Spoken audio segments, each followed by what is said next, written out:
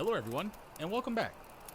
So today on Why I Think You Should Play, I want to talk about a game that, though it didn't particularly do anything new to its genre, it still brought a fresh outlook on storytelling, sound design, and even a simplistic gameplay that still feels fresh all the way through.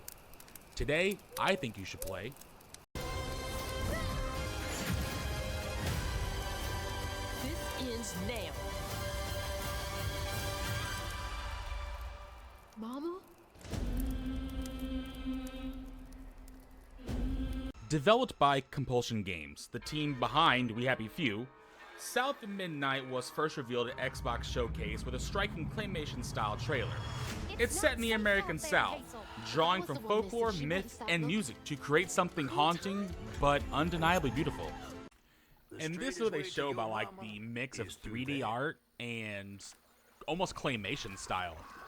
I hadn't seen it in very many games before, and it's very good here. Without diving too deeply, I want to show you why, at the time of recording, this game has been my game of the year.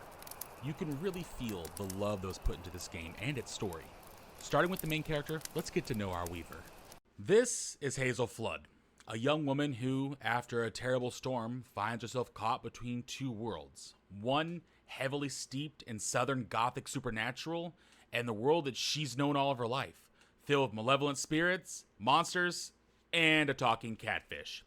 She finds that her story is woven together with the history of Southern folklore and the stories of those around her. Also, this is Crouton, and I love him. Now, before we go too much further, I will warn you, this game does handle some pretty dark themes, but you'll find out.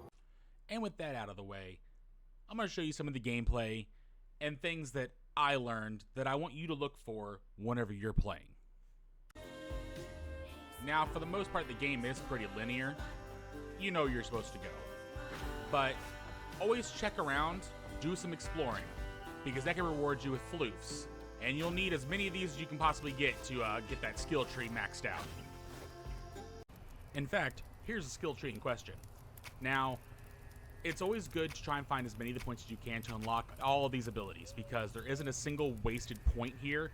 Everything's good, and it'll make your job a lot easier. This is a haint. Now, a haint is a type of malevolent spirit, a ghost, someone that has been trapped here from unfinished business, or maybe they were wronged in their lifetime. So let's get those hooks to work. Combat didn't do anything that was groundbreaking for the genre. Like I said in the intro, these are things that we have seen before, but they were good.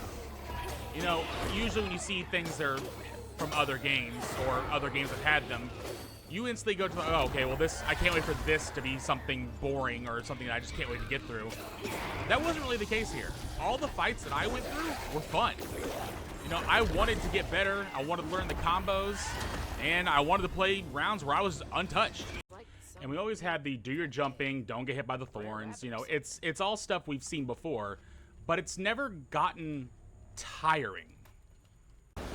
Now, when I first started playing this game, I got to this part, and I was like, alright, we've all had a game like Prince of Persia or like that you know exactly what's going to happen.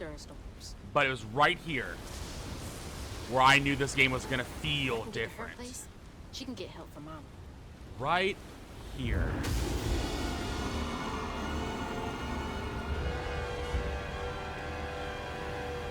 What was that? Seeing our first monster was so cool the first time I played this. Just listen to the score after the monster shows up. The dread, the you shouldn't go any further than this moment right here. Something I loved about this game. You hear that in the background? As you're experiencing the story, the music to the level you're playing changes and tells a little bit more about the story. The storytelling in this game is one of the many reasons why I am praising this game so much. The different ways it tells you its story. Ugh. the chaos of the music that turns up as the storm keeps blowing around you. Something else that I absolutely love about the sound design. You can hear the wind, the rain, and it's not just the rain. The different sounds of where the rain is landing. It sounds different when it hits on the mud and the pavement here. And here's something else. There's a little detail coming up here that I like to point out, because the little details in certain games that you wouldn't miss them if they weren't there, but you appreciate it once they're there. You see the stream of water coming down from a porch? Listen. You can hear it. They didn't have to put that there. That could have just been anything. But they took the time. And it's beautiful. Something I absolutely adore about this game is the touches of folklore. So this is a bottle tree, and it becomes a very essential point in the game. You'll get there. But bottle trees are said to be like wards against, malevolent spirits. The phrase goes that these colorful bottles, they lure spirits into them, and they get trapped inside the bottle. And when the sun comes out and the light goes through the glass, it destroys the evil spirit within. Just a cool little bit they have here. Hey, get out of here, you damn boo hag! Now, Boo what? this is another really cool part of the legend. We were talking about haints earlier. They were talking about how in the original folklore, a certain color of blue, a haint could not get close to. And it became known as haint blue. Come up on this porch and prove it. I know full well you boo hags can't abide the color blue. See? I Now, I don't really want to go too much further because I don't want to spoil more than I already have for you. But I really do think you should go play South of Midnight. I appreciate you all for watching, and until next time, thank you. So, hands down, one of my favorite things about this game is the fact that I can not be paying attention and almost die. Cool. Now, for the most part, this game is... What the fuck was that? Now, for the most part, this game is pretty linear, but always be ready to go off the ventured path because you'll fucking die. The perfect goober.